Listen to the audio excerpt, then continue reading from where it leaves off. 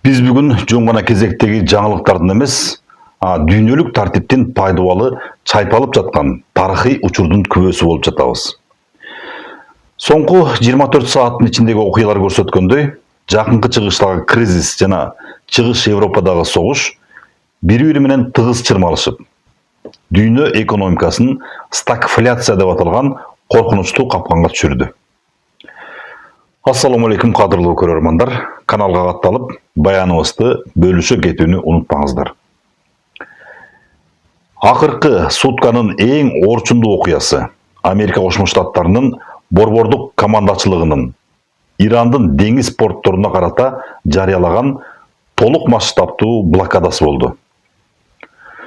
Бул кадамды Bloomberg жана Wall Street Journal сыяктуу ири басылмалар заманбап тарыхтагы эң тобокелдүү экономикалык сокку катары баалашууда. Блокаданын максаты Ирандын мунай экспортун толук токтотуу гана эмес, Тегерандын аймактагы аскердик операцияларын каржылоо булактарын биротоло муунтуу болуп саналат. Буга жооп катары Тегеран дүйнөлүк сооданын негизги артериясы болгон Ормуз кысыгы аркылуу өткөн кемелердин коопсуздугуна кепилдик берүүдөн расмий баш тартты. Көрүүчүлөр үчүн чечмелей кетсек, Иран ондогон жылдар бою бул стратегиялык өткөлдө танкерлердин эркин өтүшүнө тоскоолдук кылбай келген. Бирок азыр, эгер биз соода кыла албасак, башкалар да өтпөйт деген позицияны карманып, бул стратегиялык жолду каалаган убакта жаап коюулары мүмкүн экендигин түз эскертти. Рейтер агенттигинин эсебинде, эгерде бул жол жабылса, дүйнө энергетикалык тартыштыкка кептелет. Бул тобокелчиликтерден улам Brent маркасындагы мунайдын баасы баррелине $120 ашып, акыркы 2 жылдагы рекордтук чекке жетти. Бул геосаясий тирешүү дипломатиялык фронтто да өтө курч мүнөзгө ээ болууда. Ирандын Бириккен Улуттар уюмундагы туруктуу өкүлчүлүгү расмий түрдө коопсуздук кеңешине кайрылып, Америка Кошмо Штаттарынын жана Израиль менен болгон жаңжалда аларга жардам берген жана логистикалык колдоо көрсөткөн араб өлкөлөрүнөн, атап айтканда Сауд Аравиясынан, Бириккен Араб Эмираттарынан, Катардан, Бахрейнден жана Иорданиядан келтирилген экономикалык жана аскердик зыян үчүн ири өлчөмдөгү компенсация төлөп берүүнү талап кылды.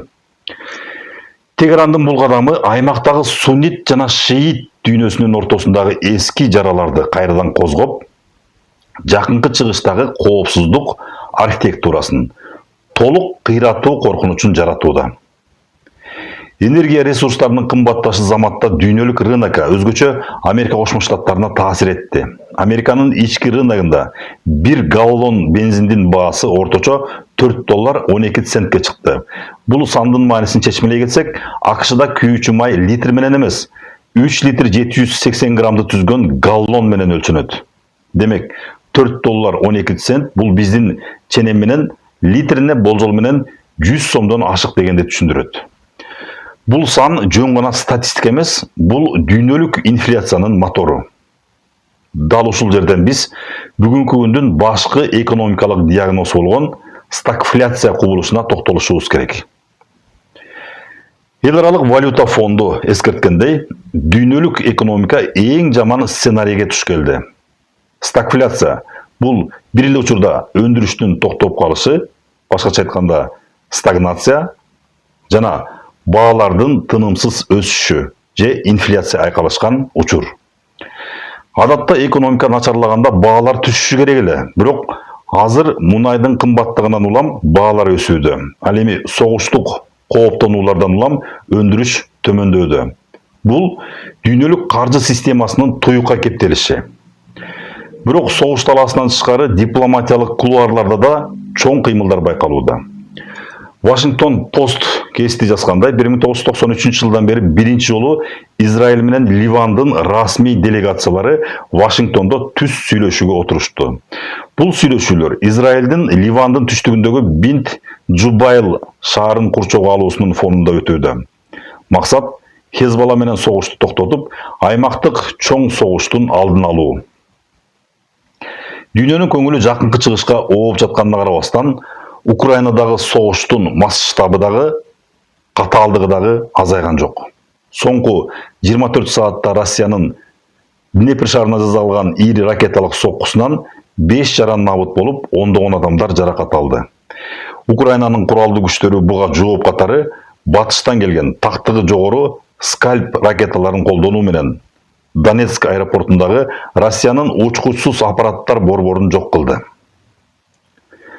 Британиянын чалгын кызматынын жана көз карандысыз аскердик аналитиктердин маалыматына таянсак, акыркы суткадагы кагылышууларда Россия фронтто 800дөн ашык аскерин жана олуттуу көлөмдөгү бронетехникасын жоготту. Ошол эле учурда Украина тараптын жоготуулары да олуттуу болууда. Маалыматтарга ылайык, акыркы 24 саатта Украина 300дөн ашык аскерин набыт катары жана жаракат алгандар катары жоготту. Ошондой эле фронттун Донецк багытында батыш берген 3 дана артиллериялык системасынан ажырады.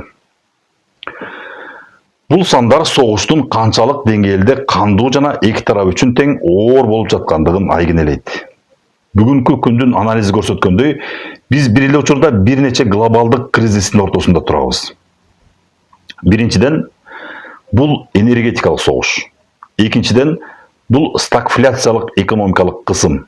Үчүнчүдөн, бул эски союздаштардын тагыраагы араб өлкөлөрү менен батыштын мамилесинин кайрадан каралып жатышы.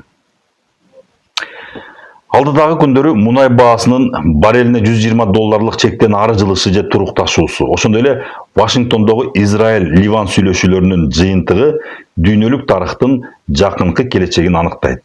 Биз окуялардын өнүгүшүн дүйнөлүк ишенимдүү булактарга таянуу менен чагылдырууну уланта беребиз. Каналыбызга каттала кетиңиздер. Кайрадан көрүшкөнчө аман туруңуздар.